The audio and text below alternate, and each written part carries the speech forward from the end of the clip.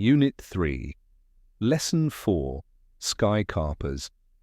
In 1998, the Petronas Towers in Malaysia became the tallest building in the world, stealing the #1 spot from the Sears Tower in Chicago. 4 years later, in 2003, the Taipei 101 building in Taiwan stole the title from the Petronas Towers. It seems that no skyscraper can hold the title of the world's tallest building for very long. But how high can a skyscraper go?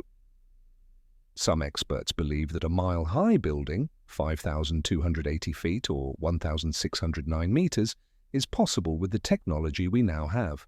For centuries, the tallest buildings were made of stone.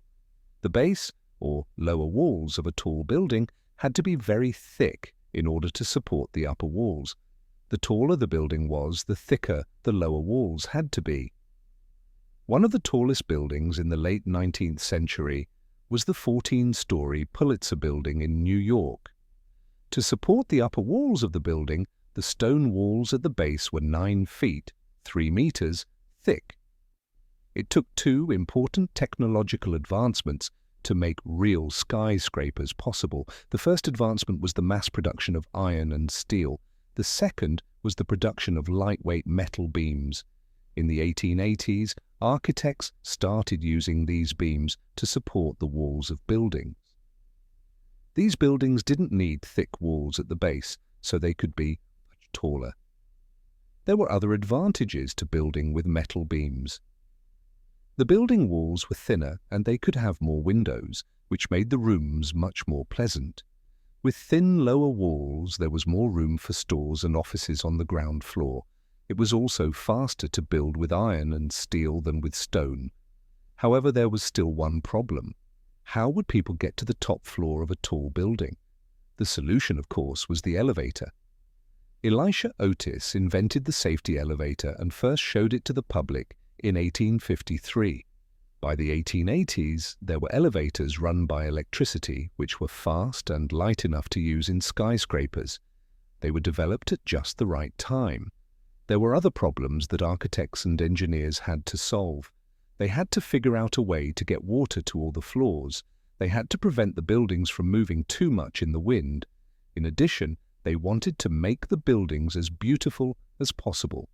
At the same time that architects were designing the first high-rise buildings, thousands of immigrants were entering the United States from Europe. These people needed housing, and tall buildings could provide plenty of it in the cities.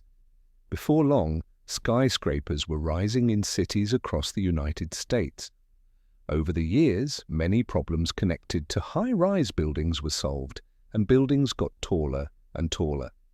In 1909, a 50-story building was built in New York, and in 1913, one with 60 floors. In 1931, the Empire State Building in New York was finished. It was 102 stories high. Throughout the 20th century, other countries were building skyscrapers too. In Europe, the centers of many cities had been destroyed by bombs during World War II. City planners rebuilt many of the buildings exactly as they had been, but they also included high-rises in their plans. Most European cities today are a mixture of old and modern buildings. Tokyo did not have tall buildings for a long time because of earthquakes. Then engineers figured out how to keep a high-rise standing during an earthquake. Today there are many tall buildings in Tokyo. In fact, there are tall buildings in cities throughout the world. As the population of a city increases, the number of high-rises increases because they take less space. We have the technology for skyscrapers, but do we really need them or want them? With the invention of computers, a company doesn't need to have all its offices in one huge building. People can communicate by computer from offices spread out all over the city or even from their homes.